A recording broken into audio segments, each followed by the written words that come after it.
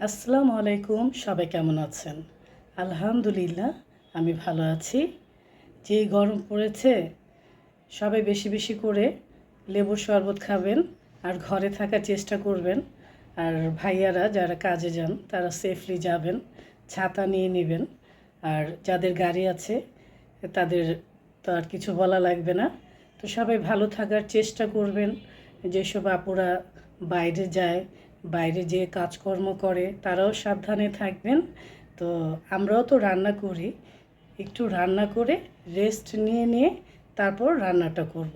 রান্না তো করতে হয়, হ্যাঁ, রেস্ট নিয়ে নিয়ে আমরা রান্নাটা করব, তাহলে আর সেই প্রবলেমটা হবে না। তো চলেন আজকে আমি কি রান্না করব আপনাদের রনক আপু, চলেন দেখি। এই তো চলে এসেছি আমার রান্নাঘরে। রান্নার জন্য সব কিছু রেডি করে ফেলেছি। বেগুন আর আলু দিয়ে চিতল মাছ রান্না করব। চিতল মাছ ভেজে ডিপে ছিল, বের করে নিয়েছি। করলা ভাজবো আর আমরা দিয়ে মুসুরির ডাল রান্না করব। ডালও বসিয়ে দিয়েছি। তরকারি রান্নার জন্য তেল দিয়ে দিচ্ছি।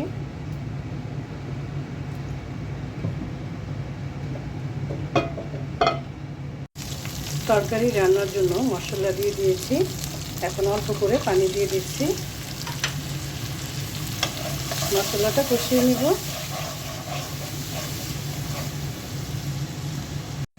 ডালের মধ্যে আমরা দিয়ে দিচ্ছি কাঁচামরিচ দিয়ে দিলাম। মশলাটা কষানো হয়েছে, এখন বেগুন আর আলুটা দিয়ে দিলাম। বেগুনটা আমি ছিলে নিয়েছি, কারণ বেগুনের ছুলকাটা আর খেতে চায় না, ফেলেই দিতে হয়, তাই আগে থেকেই আমি ছুলকাটা ফেলে দিয়েছি।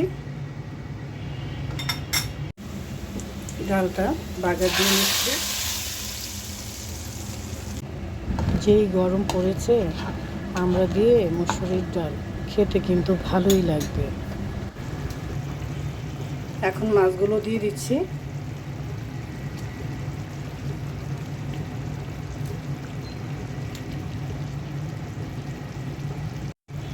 দিয়ে দিচ্ছি পানি, একটু ঝোল ঝোল করে রান্না করব। কাঁচামরিচ দিয়ে দিচ্ছি, ঢেকে দিচ্ছি। আমড়ার ডাল খেতে কিন্তু দারুণ লাগে। ডালটা একটু টক টক লাগে। ডালের মধ্যে একটু ধনিয়া পাতা দিয়ে দিলাম।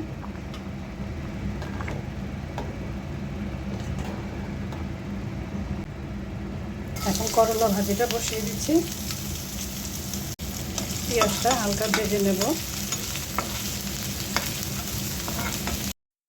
করলা ভাজিতে হলুদ আর লবণ দিয়ে দিলাম।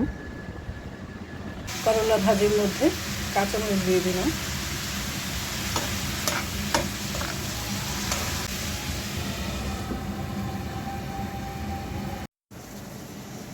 দেখি তরকারির কি অবস্থা। এই তো হয়ে গেছে। এখন নামানোর আগে একটু ধনিয়া পাতা দিয়ে দিব। ধনিয়া পাতা দিলে তরকারির টেস্ট আরও বেড়ে যায়, আর আমার কাছে খেতেও ভালো লাগে। আর এদিকে করলাটা হয়ে গেছে।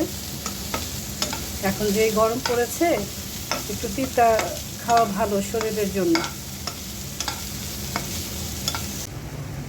সবাই ভালো থাকবেন, সুস্থ থাকবেন। আবারও দেখা হবে, কথা হবে। এখন আসি, আল্লাহ হাফেজ।